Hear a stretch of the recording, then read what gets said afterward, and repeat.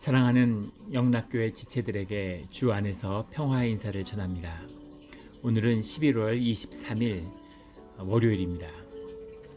오늘의 묵상 본문은 사도행전 4장 1절로 22절까지의 말씀입니다. 오늘의 본문 말씀 4장 1절부터의 말씀은 이렇게 시작합니다. 사도들이 백성에게 말할 때 제사장들과 성전 맡은 자와 사두개인들이 이르러 성전의 뜰에서 사람들에게 복음을 선포하고 있으니까 그 제사장들과 성전 맡은 자와 사두개인들이 찾아온 거죠.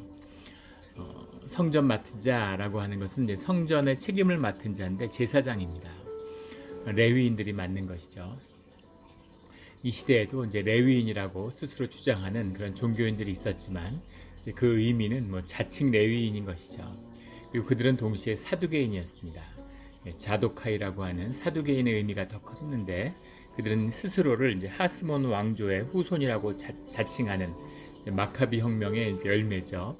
그릭 지배하에 있을 때 거기에 저항했던 이제 그 저항에서 잠시 독립을 성취했던 그 하스몬 왕조의 후손임을 자부하는 사람들입니다. 이 사람들은 이제 종교적 현실주의라고 얘기하는데 부활이나 신비 이런 걸 믿지 않는 거죠. 성령 이런 걸 믿지 않는 겁니다. 그래서 합리적인, 또 이들이 그럴 수밖에 없는 것은 종교인 중에 기득권자들이죠. 로마와 협력해서 이런 일정 자신의 종교적인 지분을 인정받고 이스라엘의 통치에 협력하고 있는 그 사람들이 사두개인들입니다. 이들은 자칭 레위인이면서 사두개인이면서 제사장들인 거죠. 그들이 이 뜰 안에서 복음을 선포하는 걸 들으니까 이제 와서 그들에 대해서 이제 핍박하려고 오는 것입니다. 2절에 예수 안에 죽은 자의 부활이 있다고 백성을 가르치고 전함을 싫어하며, 싫어하는 게 이제 두 가지죠. 하나는 예수님의 부활을 얘기하는데 부활이 없다. 육신의 부활은 있을 수 없다. 심지어 영의 부활도 없다고 그렇게 믿고 가리키는 사두개인들 입장에서 예수님이 육신으로 부활했다라고 이야기하는 것은 견디기 어렵겠죠. 또 하나 초기 이런 사도 공동체가 핍박받았던 이유는 그들이 율법을 넘어서는 그런 삶의 자유함, 복음의 자유함을 증거했기 때문입니다. 모든 종교는 마찬가지죠. 사람은 육성을 가지고 있기 때문에 죄성을 가지고 있기 때문에 죄를 집니다. 그런데 죄를 짓지 말라고 이야기하는 거죠. 율법을 지키고 죄를 지어서는 안 된다. 그런데 사람이 율법을 다 지키지 못하죠. 613가지의 율법을 지키지 못하고 설령 613가지를 지켰다 해도 그 안에 죄성이 다뤄진 것은 아닙니다. 그러니까 자신이 악하고 죄인이라는 사실은 알죠. 양심의 가책이 있죠. 그 양심의 가책을 누르기 위해서 그 거짓으로 자기를 싸고 또 종교적으로 남을 정죄하고 거짓의와 종교적 정죄 이런 게 나타나는 거죠. 그 종교로서는 사람들을 그런 죄의식으로 사로잡는 겁니다. 죄인이니까 그 죄의식으로 사람들을 무기력하게 만드는, 죄의식이 사람을 붙들면 사람이 무기력해지죠. 그 무기력이 종교의 힘이에요. 거짓의 힘이죠. 그런데 복음이라는 것은 생명의 역사를 가리키는 거죠. 그런 얘기들 하는 분 가끔 들어요. 모든 종교가 다 착하게 살라고 선한 일 하라고 가리키는 게 아니냐. 그렇지 않죠. 예수님이 착하게 살라고 말씀하시지 않습니다. 성경을 전혀 모르는 사람들이 하는 얘기죠. 또 설령 착하게 산다고 해서 그것이 선한 의를 이루는 것도 아니죠. 예전에도 몇 번 나눈 적이 있지만 한나 아렌트라고 하는 사람이 기자이며 학자죠. 아이히만이라고 하는 나치의 그 전범자를 재판을 취재하고 그를 인터뷰한 이제 그런 책이 있습니다. 악의 평범성이라고 하는 아주 유명한 말이 탄생한 그런 사건이죠.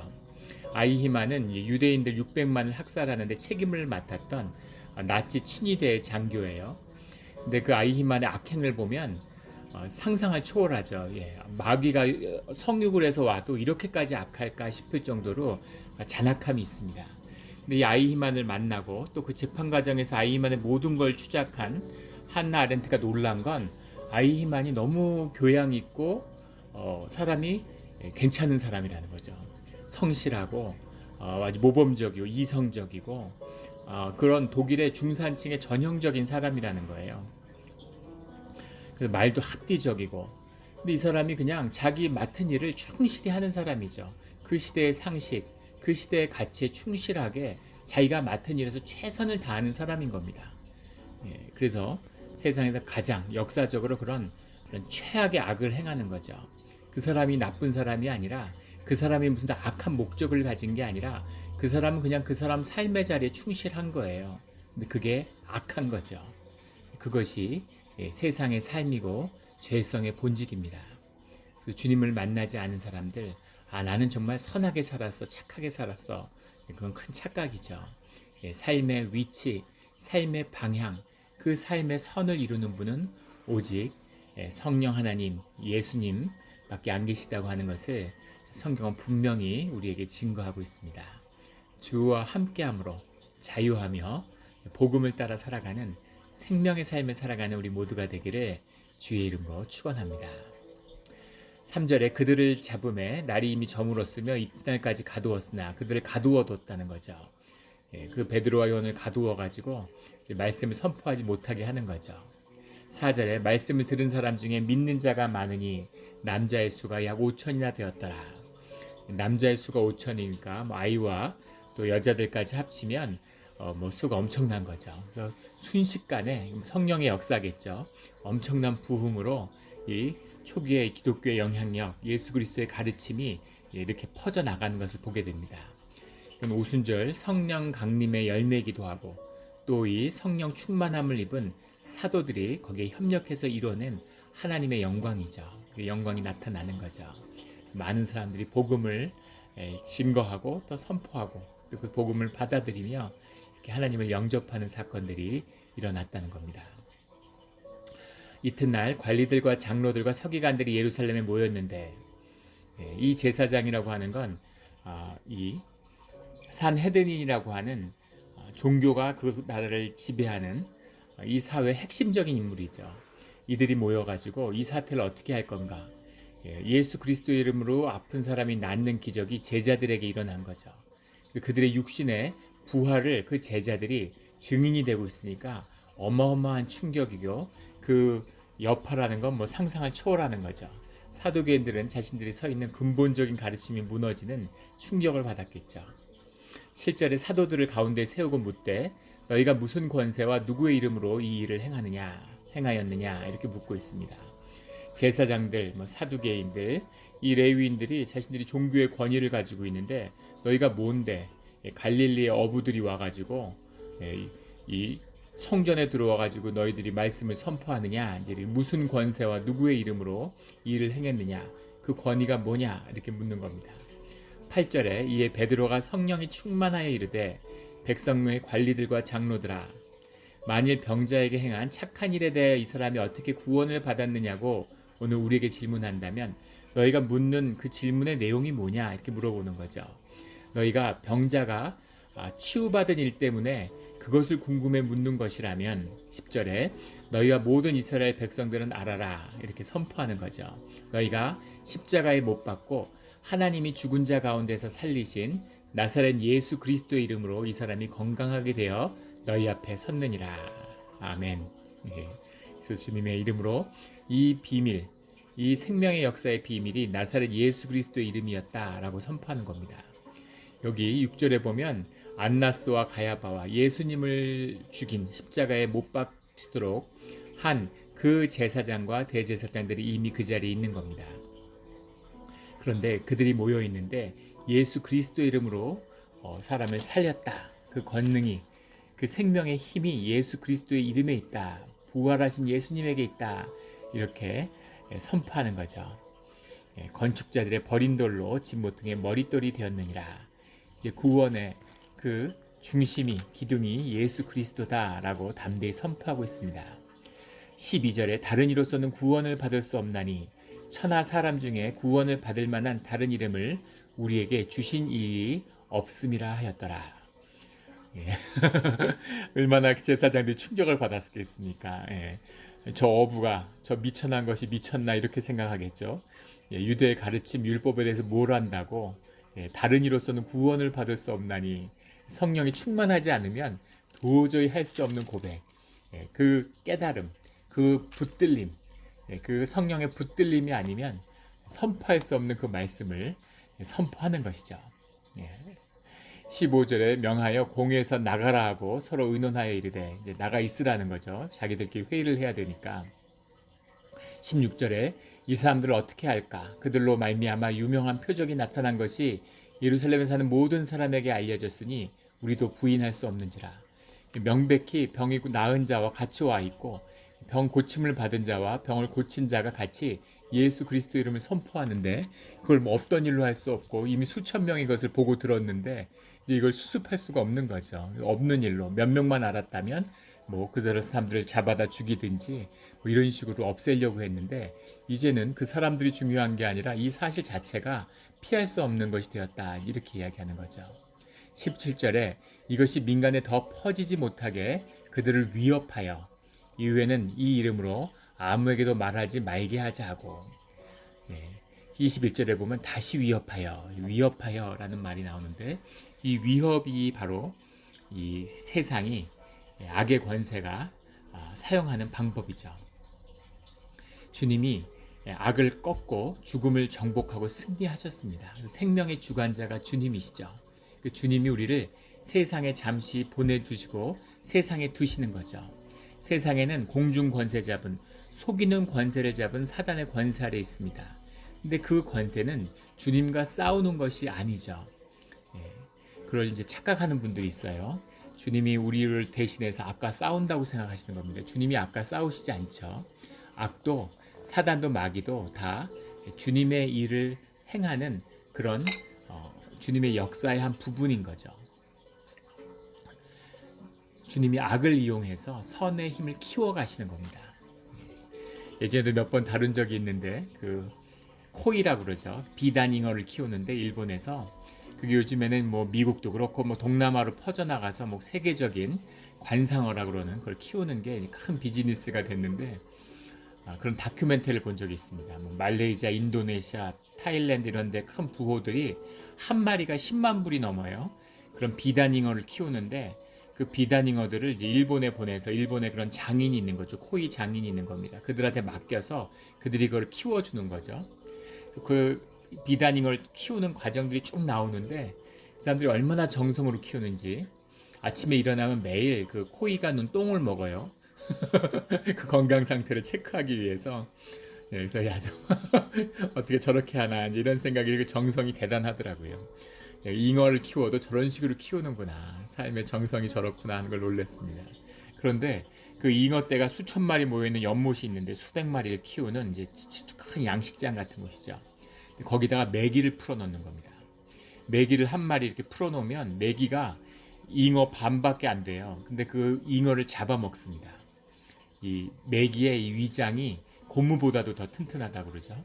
그 몸이 이렇게 완전히 이렇게 뒤틀릴 정도로, 한 반만 먹어도 몸이 완전히 이렇게 좀 배 터지지 않을까 싶은데 그 잉어를 다 잡아먹는 거죠, 메기가.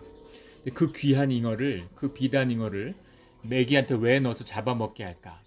그 메기가 그걸 들어가서 이제 이렇게 돌아다니는데, 메기가 한 마리 들어가기 때문에 코이들이 다 움직이는 겁니다. 막 메기 때문에 수백 마리가 다 막 움직여요. 그래서 메기가 그 코이가 건강해지고, 잉어들이. 또 하나는 잉어들이 움직이지 않으면 이 물에 정체돼서 오존 그 산소 농도가 얕아져서 모두 다 집단 폐사를 한다는 거죠. 그걸 막을 수 있다는 겁니다. 또 건강해지고, 그게 메기의 역할이죠. 이것처럼 우리가 하나님이 세상에 보내서 사단의 권세를 휘두르는 곳 세상 가운데 있지만, 그 권세로 인해서 우리의 영이 강화되고 영이 담대해지고 우리가 영이 자라나는 겁니다.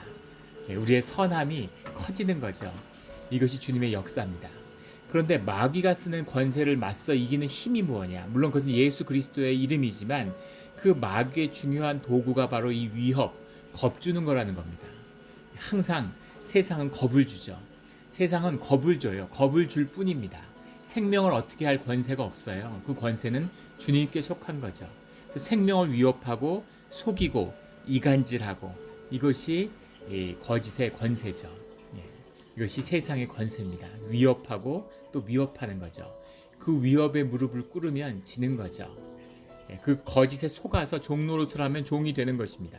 하지만 그것을 이기면, 분별하고 거기에 맞서서 예수 그리스도 이름을 선포하면 세상을 이기는 거죠. 이것이 주의 이름을 주시고 우리를 세상 가운데 살아가게 하는 비밀이죠. 그 위협과 맞서 싸워서 지지 않는 우리 모두가 되기를 주의 이름으로 축원합니다. 겁주는 거예요. 세상이 늘 겁주잖아요. 돈으로 겁을 주죠. 돈 없으면 못 산다. 돈이 있는 사람한테는 충분히 모았어. 돈을 아무리 모아도 너 그런 은퇴 이후의 삶을 위해서 모아야 돼. 이렇게 얘기하는 거죠. 그래서 모아놓으면 야 그걸로 충분치 않아.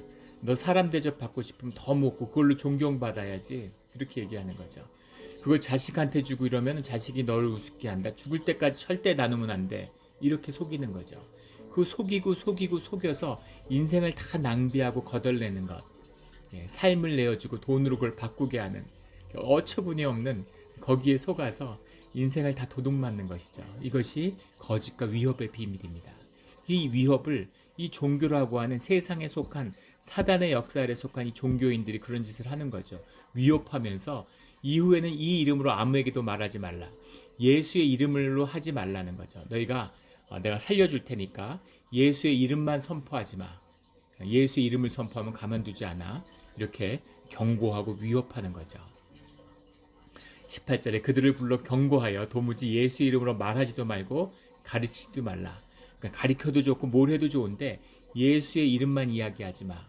무슨 육신에서 부활했다 이것만 하지 마. 딴 건 해도 좋아. 이렇게 얘기하는 거죠. 그러자 19절에 베드로와 요한이 대답하여 이르되 하나님 앞에서 너희의 말을 듣는 것이 하나님의 말씀을 듣는 것보다 옳은가 판단하라. 우리는 보고 들은 것을 말하지 아니할 수 없다. 이렇게 얘기하는 거죠. 기가 막힌 장면입니다. 성경 전체를 통해서도 이런 장면이 참 인상 깊죠. 이 대제사장과 산헤드린의 공회원들이 서 있는데 그 앞에서 야 너희가 한번 대답해봐. 하나님 말씀을 우리가 듣는 게 옳겠니? 너희 말을 듣는 게 옳겠니? 너희라면 어떻게 하겠니? 뭐가 옳은 것 같냐? 너희가 한번 대답해봐라. 이렇게 얘기하는 거예요. 베드로가 요한이. 베드로는 예수님이 살아계셨을 때 이 제사장인 무리들에게 끌려가서 추궁을 당할 때 제사장이 아니라 사두개인 그 사람들이 아니라 그 사람들의 여종을 두려워하던 자입니다. 그 여종이 와서 너도 갈릴리에서 온 사람이 아니냐? 너도 예수에게 속한 자가 아니냐? 라고 물으니까 예수님을 3번 부인했죠. 예수님이 살아계신데 예수님과 함께 공생을 살아온 그 권능이 다 있었는데 예수님이 죽음의 위협 앞에 서 있는 걸 보니까 완전히 공포에 압도된 거죠. 그래서 제사장이 아니라 제사장의 계집종 앞에 무릎을 꿇었던 것이 베드로입니다. 그런데 베드로가 예수님을 잡아 죽인 그 제사장들 앞에 서서 야 너희가 한번 대답해라. 우리가 하나님 말씀을 들어야 되겠니? 너희 말을 들어야 되겠니? 너희가 대답해. 이렇게 얘기하는 거죠. 상상이 되십니까? 사람이 어떻게 이렇게 변할 수가 있죠? 어떻게 이런 모습이 나타날 수가 있을까요? 가슴이 뜨거워지는 그런 본문이죠. 이것이 성령 충만함을 입은 성령의 사람의 모습입니다. 나는 계집종도 두렵죠. 그 두려움 속에 있는 것입니다. 어떻게 안 두렵겠어요? 죽음의 위협이 앞에 죽을까 봐 두려운데 그런데 죽고 부활하신 예수님, 죽음의 권세를 정복한 예수님의 말씀이 이제 그 살아있는 성령과 함께 하니까 죽음을 두려워하지 않는 거죠. 죽음을 두려워하지 않는 사람은 세상이 어쩌지 못합니다. 세상은 그런 사람한테 꼼짝 못해요. 왜냐하면 세상의 권세의 본질이 죽음이기 때문입니다. 그 죽음의 권세가 정복됐기 때문에 그러니까 이제는 거짓과 속임수로 세 사람들을 유혹하는, 현혹하는 것이죠.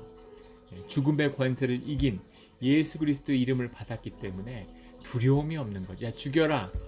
그러면 도대체 세상에서 뭘 할 수 있겠습니까? 세상에서 할 수 있는 마지막 최후의 것이 죽이는 건데 죽인다 위협하는데 사실 죽이면 아무것도 아닌 걸 알기 때문에 안 죽이고 죽인다고 위협하는 거죠. 죽는다고 위협하는 거죠. 결국 죽는 거 아닙니까? 뭐가 있겠습니까? 죽은 다음에 부활이 있고 영생이 있는 크리스천에게 예수 그리스도의 인도함이 있는 크리스천에게 두려울 게 뭐가 있겠어요? 그러니까 이렇게 담대해진 거죠. 내가 너희의 말을 듣겠니? 하나님 말씀을 듣겠냐? 너희라면 어떡하겠니? 하고 너희가 한번 대답해봐라. 나한테 대답을 원하지 말고 그렇게 이야기하는 거죠. 이것이 베드로의 모습입니다. 베드로가 예수님의 그 십자가에 가시기 전날 밤에 그 예수님한테 얘기했죠. 모두가 주님을 버릴지라도 저는 버리지 않겠습니다. 저는 주님에서 목숨을 걸겠습니다. 자기 의식의 고백이죠. 에고의 고백입니다. 네. 그런데 나는 하겠습니다. 나는 확신이 있습니다. 나는 누가 다 버려도 주님은 버리지 않겠습니다. 그 마음이 자기 스스로 진실하고 확신에 차 있고 정말 절실한 고백이었겠죠. 자긴 정말 진심이라고 생각했을 겁니다. 그런데 그 베드로의 마음이 속이려고 했던 게 아니라 베드로의 존재가 거짓인 거죠. 이것이 우리가 이야기하는 이 복음이 얘기하는 우리의 죄성의 거짓입니다. 우리가 어떤 마음으로 어떻게 살고 싶고 뭘 하고 무슨 생각을 해도 그건 거짓이에요. 왜냐하면 죽음의 위협 앞에 서면은 그 앞에서는 계집종 앞에서 자신을 부인하는 예수 그리스도를 부인하는 것이 내 존재이기 때문인 거죠. 그 존재 앞에서 통곡을 하고 주님이 네가 나를 사랑하느냐? 저는 모르겠습니다. 주님은 아십니다. 주님이 아십니다. 주님을 위해서 목숨을 걸겠다고 큰 소리 쳤는데 이제 주님을 사랑한다고 말하지 못하는 거죠. 주님이 나를 좋아하느냐? 사랑하느냐? 그러니까 제가 주님을 좋아하는 걸 주님이 아십니다라고 얘기해요. 사랑한다고 말도 못하는 거죠. 그러니까 주님이 네가 나를 좋아는 하느냐? 이렇게 물으니까 주님이 아십니다. 이렇게 얘기하죠. 그것도 모르겠습니다, 주님. 저는 주님을 진짜 좋아하는 줄 알았는데 그 좋아하는 게 뭔지 제가 좋아할 수 있는지도 사실은 모르겠습니다. 이렇게 된 거죠. 이것이 십자가를 만난 그런 우리의 거짓 에고가 못 박힌 자의 고백이에요. 크리스찬은 이런 고백이 나와야 됩니다. 내 에고가 살아있으면 절대 복음과 성령은 내 삶의 주인이 될 수 없어요. 내 생명을 주장할 수 없습니다. 난 할 수 없구나. 난 할 수 없구나. 이 고백이 있어야 주님의 역사가 나타나는 겁니다. 그것을 못 박은 자 앞에 주님이 찾아오셔서 내 양을 돌보라 이렇게 말씀하시죠. 주님의 소명을 받는 거죠. 주님의 사람으로. 그것이 주님의 길을 가는 그 시작입니다. 그 성령의 붙들림을 받은 베드로가 당당하게 제사장들을 꾸짖는 거죠. 제사장의 여종도 두려워하던 자가 이제 제사장들을 꾸짖는 겁니다. 너희가 하나님의 말을 듣느냐 이렇게 외치는 거죠. 이런 베드로와 요한의 모습이 오늘 우리의 모습이 되기를 주의 이름으로 축원합니다. 우리는 보고 들은 것을 말하지 아니할 수 없다 하니 우리는 예수 그리스도 이름을 계속 선포해야 되겠어. 너희들 마음대로 해 이렇게 얘기하는 거죠. 21절에 관리들이 백성들 때문에 그들을 어떻게 처벌할지 방법을 찾지 못하고 사람들이 막 그 복음을 듣고 거기에 막 그 통곡이 터지고 아픈 자가 낫고 이런 역사가 나타나니까 이제 여기서 지금 어떻게 할지 그 백성들 두려워하는 거죠. 사람들이 다시 위협하여 놓아주었으니 또 겁주는 겁니다. 다시는 하지 마 말했어 하는데 두려움이 이미 사로잡을 수 없는 두려움으로 사람을 어떻게 할 수 없는 그런 생명에 붙들린 사도들의 모습이 나타나는 거죠. 이는 모든 사람이 그 된 일을 보고 하나님께 영광을 돌림이라. 하나님의 일이 예수 그리스도의 이름으로 나타나니까 이제 예수 그리스도의 이름이 아니고서는 하나님의 영광을 볼 수 없는 것이죠. 이 표적으로 병 나은 사람은 40여세나 되었더라. 새로운 삶. 40세가 되면 40세라고 하는 나이는 40이라는 숫자와 더불어 아주 중요한 나이입니다. 40이라는 나이는 물론 50이 될 수도 있고 60이 될 수도 있죠. 이 의미는 우리 삶 가운데 30이라는 나이가 또 중요하죠. 성경에서는 30은 공적인 삶의 시작입니다. 30이 돼야 관리가 될 수 있었죠. 예수님도 30이 되어서 공생애를 시작하셨습니다. 그래서 공적인 삶, 우리 의식적인 삶의 나이가 30이죠. 어른이 되는 겁니다. 40이라는 나이는 이제 새로운 삶을 시작해야 할 나이예요. 삶의 세컨 라이프를 살아야 됩니다. 왜냐하면 40세가 되면은 이제 우리 가운데 육성이 점점 죽어가요. 그리고 우리에게 새로운 영이 열립니다. 그래서 수도원 같은 데는 40이 안 되면 수도원에서 받아주지 않는 곳이 많습니다. 그리고 그 심리치료사나 이런 교육과정 같은 데 보면 40이 안 넘으면 안 받아주는 이제 그런 곳이 많아요. 40이라는 것은 굉장히 중요한 나이입니다. 요즘은 사실 느낌으로 하면 50 정도 되겠죠. 그런 나이가 되었을 때 그때 새로운 영의 힘, 새로운 생명의 힘, 그런 라이프 포스, 라이프 에너지를 새롭게 열어가는 것, 이것이 성령의 삶이고 신앙의 삶의 비밀입니다. 무의식의 힘을 얻으면 굉장한 힘이 생겨요. 그런데 그것이 성령과 속사람의 성장이 아니면 굉장히 추한 악한 힘이 되는 겁니다. 사람 미치고 자기를 잃어버리는 거죠. 나이 70, 80대도 사업적으로 크게 성공하는 사람도 있습니다. 거기에 붙들려서 그 에너지의 문을 열렸는데 그 안에서 악한 자기의 죄성에 먹혀버리는 그런 모습들이 있죠.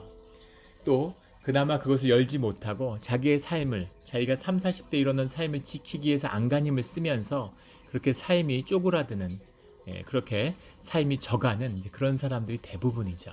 그런데 새로운 삶을 만나는, 삶의 새로운 길이 열리는 그 삶의 터닝 포인트가 40세입니다. 이 병 나은 사람은 앞의 생애의 40여 세를 거지로 살았어요. 성전 앞에서 구걸을 하면서. 그런데 이제 하나님의 복음을 증거하는 자로, 뛰노는 자로, 그 기쁨으로 하나님의 일을 행하는 자로 부름을 받은 것이죠. 우리가 앞에 전반기의 삶, 그래서 무엇을 살았던, 부모를 잘 만나서 좀 호강한 사람도 있고, 또 태어날 때 부모를 잘못 만나서 힘든 분도 있을 겁니다. 또 저희가 이민을 옴으로써 삶의 새로운 한 번의 큰 전환을 맞았죠. 그래서 삶의 새로운 길이 열린 사람도 있고, 한국에 살 때 좋았는데 이민 왜 왔을까 이런 사람도 있습니다.